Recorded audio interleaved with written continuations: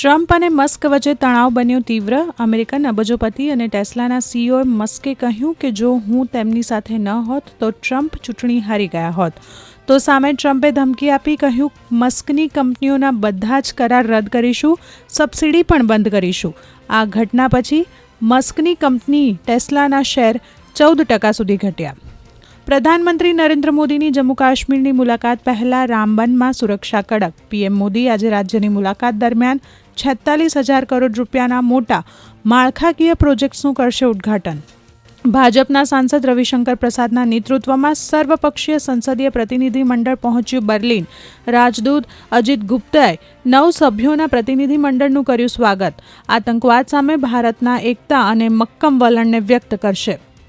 ભારતીય ક્રિકેટ ટીમે ઇંગ્લેન્ડ સામે રમનારી ટેસ્ટ સિરીઝ માટે મુંબઈ એરપોર્ટથી ઇંગ્લેન્ડ જવા રવાના થઈ. શુભમન ગિલની કેપ્ટનશીપ હેઠળ ભારતીય ટીમ 5 ટેસ્ટ મેચની સિરીઝ રમશે.